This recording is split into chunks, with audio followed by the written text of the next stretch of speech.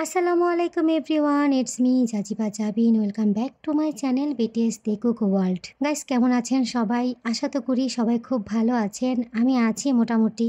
Guys, আমার আজকে কিন্তু কোনো প্রকার ভিডিও আপলোড করার ইচ্ছা ছিল না, কারণ আমার অন্ধকারের শিকারীর 22 নাম্বার পার্টে অনেক কাজ। এখানে আমি অনেক কিছু লিখেছি, এগুলো ভয়েস রেকর্ড করতে আমার অনেক সময়ের প্রয়োজন, কিন্তু তারপরেও আপনাদের কাছে যেন খালি খালি না লাগে, তাই আমি বিকালবেলা একটুখানি ডার্ক সাইড রেকর্ড করেছি। কথায় আছে, নাই মামার থেকে কানা মামা ভালো। আমি আশা করব এই একটুখানি রেকর্ডিং আপনারা খুব এনজয় করবেন। আর কালকে 12ই সেপ্টেম্বর অবশ্যই নামজনের বার্থডে স্পেশাল আমি এই অন্ধকারের শিকারী 22 নাম্বার পার্টটা আপলোড করব, এবং এই পার্টের মাধ্যমে ঘটনা একেবারে ঘুরে যাবে। আমি আশা করছি প্রত্যেকেই আমার বিষয়গুলো বুঝবেন। সবাই ভালো থাকবেন। আল্লাহ হাফেজ, love you, bye bye.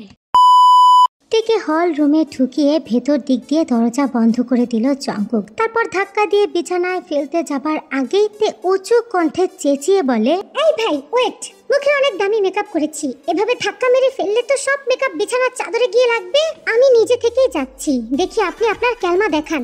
Jungkook একটা দীর্ঘশ্বাস ফেলে ঠোঁট বাঁকিয়ে বলে, আজকেও বাদরমুখী দেখছি, ঠোঁটে লাল লিপস্টিক দিয়েছে, তাও এত কড়া, অনেক সুন্দর লাগছে। আসলে তোমার মতো সুন্দর মেয়ে পৃথিবীতে ওয়ান পিসই। ওয়েট, একটা ছবি তুলি, রুহটাকে শান্ত করি। তে মনে মনে বলে, ইস, অবশেষে এই ছেলেটাও আমার রূপের খাঁচায় বন্দী হয়েছে।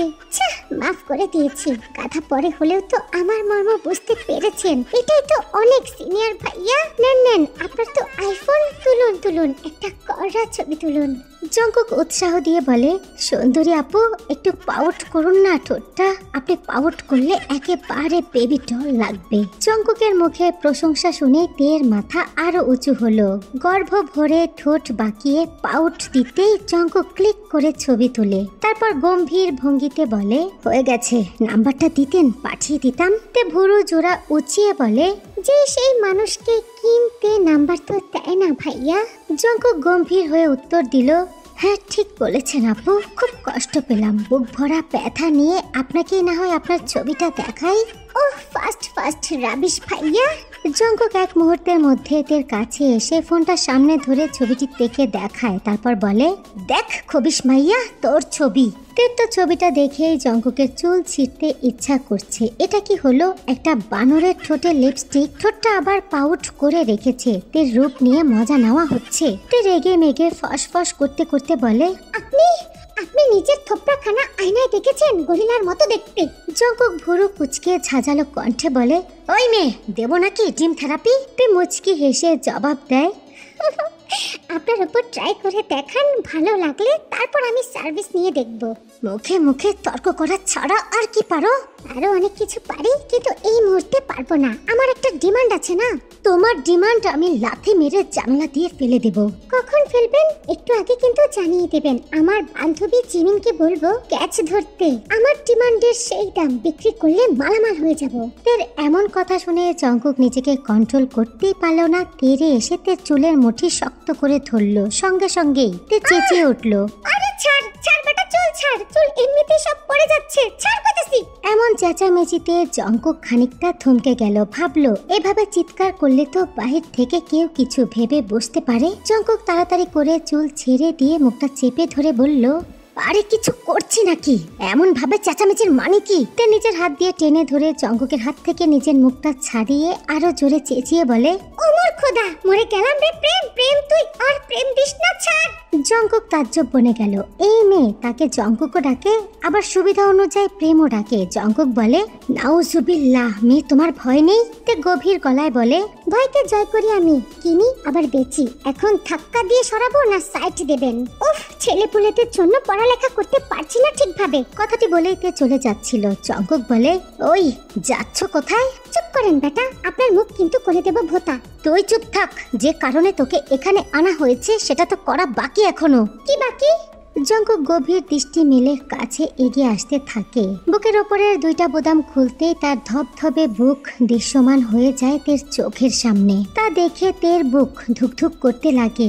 এই কি সত্যি কি ছেলেটার উদ্দেশ্য খারাপ? এক পা করে তের কাছে আসছিল। তে শক্ত করে চোখ বন্ধ করে দাঁড়িয়ে গেল। ঠিক তখনই জঙ্কুক থেকে পাশ কাটিয়ে তের পেছন থেকে ইয়ারফোনটা তুলে নেয়। হেসে বলে, চোখ খোল বাদরমুখী, ইমরান হাশমিরের সিনেমা চলছে না এখানে। তারপর আরাম করে বিছানায় শুয়ে ইয়ারফোন কানে গুজে বলে, পাক্কা 10 মিনিটের মধ্যে ঘরটা ভালোভাবে ঝেড়ে পুছে আমার জন্য কফি নিয়ে আসো, বুঝেছো বাদরমুখী? তে দাঁত কটমট করে ভেতরে ভেতরে বলে, ও আচ্ছা, এখানে এনে আদিক্ষেতা দেখাবে ভেবেছিলাম, কিন্তু এ তো গিন্নিপনা দেখাচ্ছে। এখানে এনে র্যাক দেওয়া হচ্ছে, দেব নাকি এক ছটকা মেরে একেবারে 400 ভোল্টের বাড়ি মাথায়? শালা আস্ত একটা হাইব্রিড করলা, খেতে তিতা কিন্তু পুষ্টিকর। লাশটার সামনে বসে আছে ইউনো। এই নিয়ে দুইটা লাশ পেল, দুইটাই মেয়ে। দুইটা মেয়ের মাথারই চুল কেটে নেওয়া হয়েছে। খুনি চুল কেটে নিয়ে হয়তো বুঝিয়ে রেখে যায় তার খুনের প্যাটার্ন কেমন। লাশটির ময়না তদন্তের ব্যবস্থা করতে বলে ইউনো চোখে সানগ্লাস লাগিয়ে উঠে দাঁড়ালো। সঙ্গে সঙ্গেই এক গাদা সাংবাদিক তাকে ঘিরে ধরল। স্যার, এই নিয়ে এমন ভাবে দুইটা মেয়ে খুন করা হলো, আপনারা এখনো কিছু করতে পারছেন না যে? তাহলে কি এভাবেই একটার পর একটা মেয়ে খুন হবে? আর আমাদের মেয়ে মানুষকে কি এভাবেই ভয়ের মধ্যে দিয়ে বেঁচে থাকতে হবে? তদন্ত আর বাদাম ভাজা এক জিনিস নয় যে চাইলেই ভেজে খেয়ে ফেললাম। Side please. ইউনো মিডিয়ার মাঝ থেকে কোনো রকম বের হয়ে গাড়িতে গিয়ে বসলো। মাথাটা নষ্ট করে দিল এবারের বিষয়। পুলিশ সামাল দিতে পারছে না দেখে এমন একটা ঠুনকো বিষয়ে তার মতো কর্মকর্তাদের প্রশাসন ধরিয়ে দিয়েছে। এখন সরকারের উপরে তো যাওয়া যাবে না, গেলে তো চাকরি থাকবে না। একটু আরাম করে গাড়িতে বসতেই বাড়ি থেকে ফোন আসলো। ইউনো ফোনটা রিসিভ করে কানে ধরতেই নিন্সি বলল, ভাইয়া, মা তোর জন্য আবারও পাচ্ছি দেখতে গেছে। এবার মনে হয় ভাবি ঘরে আসবে। What nonsense! আবার সন্ধ্যা নেমে এসেছে পুরান ঢাকার আদি মহল্লা নাজিরাবাদের। এলাকার প্রকৃত চেহারাটাই আলাদা। সরু সরু আঁকাবাঁকা গলি, ইটের দেয়ালে খসে পড়া চোনকাম, কোথাও কোথাও শ্যাওলা পড়ে সবুজ হয়ে আছে। পুরনো নকশার কাঠের দোতলা দুলতে দুলতে ঝুলে আছে, আর তার নিচে দোকানপাটের ভিড় লেগে আছে। এক পাশে ভাঙা চোরা টিনের চাল থেকে টুপটুপ করে পানি ঝরছে, অন্য পাশে কড়াইতে ভাজার শব্দ হচ্ছে। সঙ্গে মিশে আছে পুরান ঢাকার বিশেষ গন্ধ। কাবাব, বুটের ডাল ভাজা, চটপটির তীব্র মশলা, আবার কোথাও কোথাও আগরবাতির ধোয়া।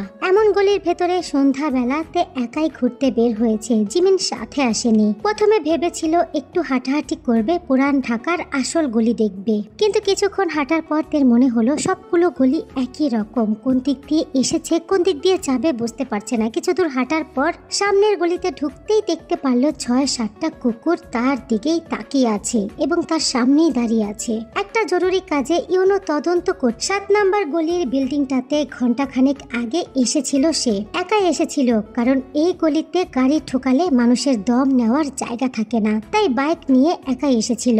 কাজ শেষ করে নিচে নেমে বাইক চালু করতে এসে ইউনো আটকে ওঠে। থেমে দাঁড়িয়ে কান খাড়া করে রাখলো। একটা মেয়ের চিৎকার শুনেই তো সে দাঁড়িয়েছিল। আবারও শুনতে পাচ্ছে সেই চিৎকার, সঙ্গে কুকুরের খেউ খেউ। এক মুহূর্ত দেরি করে না ইউনো, দৌড়ে ছুটে গেল সেই গলির দিকে, কারণ ইউনোর বুঝতে বাকি রইল না কোনো মেয়ে যে বিপদে পড়েছে। এখানে কুকুরের কামড় খাওয়া সাধারণ বিষয়, তাও আবার মেয়ে মানুষ। ইউনো দৌড়ে সামনের দিকে এগিয়ে যেতেই তার মাথায় যেন থপ করে আকাশটা ভেঙে পড়ল। গোলাপি সালোয়ার কামিজ পরা খোলা চুলের একটি মেয়ে আবিষ্কার করলো। মেয়েটি সুন্দরী, মায়াবী সুন্দরী, তবে মাথার ওপর আকাশ ভেঙে পড়ার ব্যাপারটা হচ্ছে ওই কুকুরগুলো মেয়েটিকে নয়, মেয়েটি কুকুরগুলোকে তাড়া করছে। ইট হাতে তুলে দৌড়াচ্ছে আর চেঁচাচ্ছে কুকুরের পেছনে।